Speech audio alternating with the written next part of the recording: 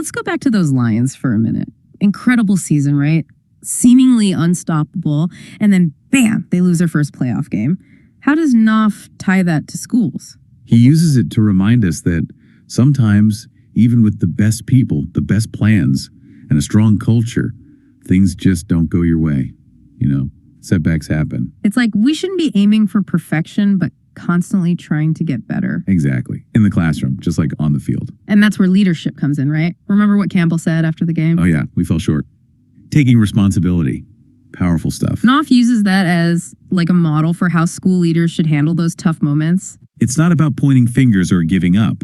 It's about looking at what went wrong and figuring out how to do better next time. So even when the Lions lose, there's a lesson in there. Definitely. Knopf loves that Campbell quote, "Tomorrow is another day." But he also says that when problems keep coming up, you can't just ignore them. Right. You got to dig deeper. Ask those tough questions. Yep. Are the strategies working?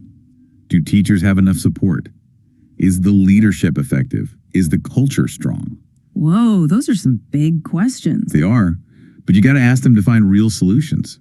Knopf's point is you can't keep doing the same thing over and over and expect a different result. If you want things to change, you have to be honest about what's working and what's not. Then you can make adjustments. So it's like a coach watching game footage, finding those areas where they can improve, and then changing the playbook. Spot on.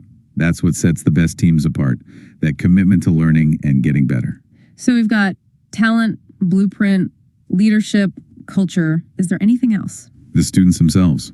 We can't forget about them. Oh, right. Of course. Knopf reminds us that students aren't just, passive bystanders in all of this. They're part of the team too. Yeah. We're doing all this for them. Their voices need to be heard. Exactly. And they need our help, that's for sure.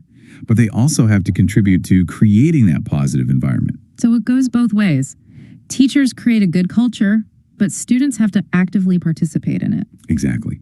Mutual respect, talking to each other, being committed to success. That's what it's all about. This is really making sense, but I'm curious about the, how-to part. What can schools actually do to make all this happen? Well, that's where those 5 evidence-based strategies we talked about earlier really come in.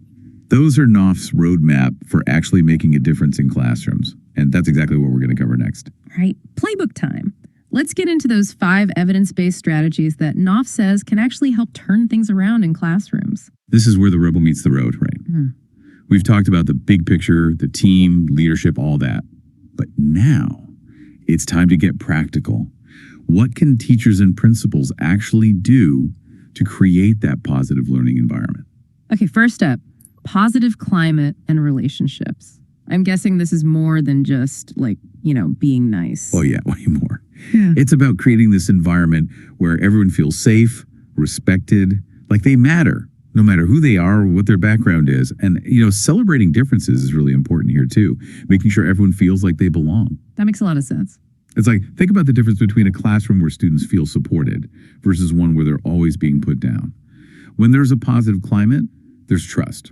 Students feel comfortable taking risks, messing up, asking for help. So it's kind of like creating this safe space where they can be themselves. Yeah, exactly. Yeah. But it's not just about being nice.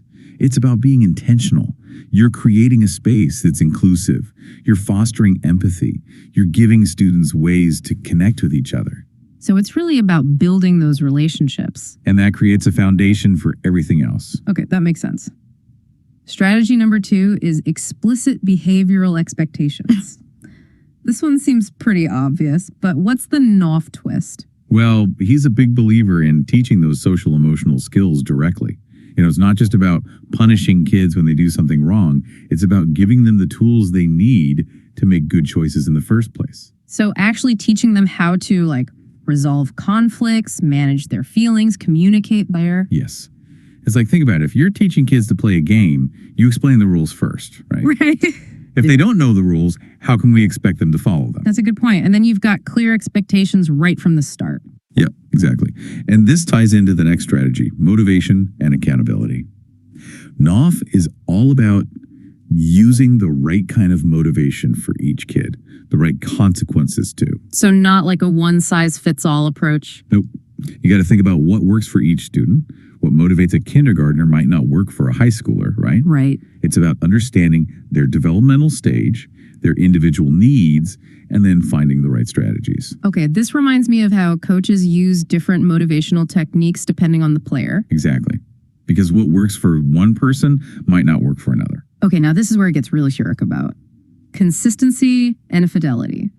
Knopf is really serious about sticking to the plan, even when it's hard. Why is that so important? Think of it like this. You're on a team, and the coach keeps changing the rules, in the middle of the game. It'd be a disaster. Total chaos. Classrooms are the same. Students need to know what to expect. They need consistency to feel safe. So it's about everyone being on the same page.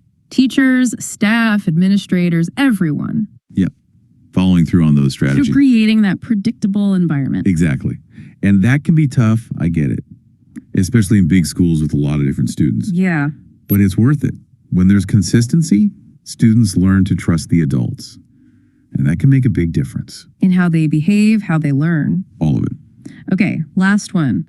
Special situations. What does Knopf mean by that? Well, it's recognizing that things don't always go according to plan. You need to be able to adapt.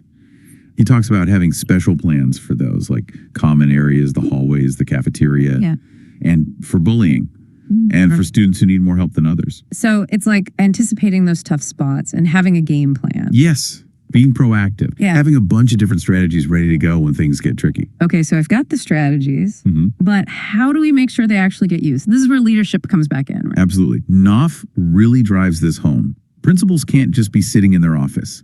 They've got to be involved, actively coaching teachers, being present in the school. Remember those 5 things we talked about. Being present, knowledgeable, respectful. All of those. That's what it looks like in action. A principal who knows the playbook, who's helping teachers, who's actually out in the classrooms and hallways. That makes a huge difference. It's like a coach who's not just calling plays from the sidelines. Right. They're down there on the field, working with the team, getting their hands dirty. Love it.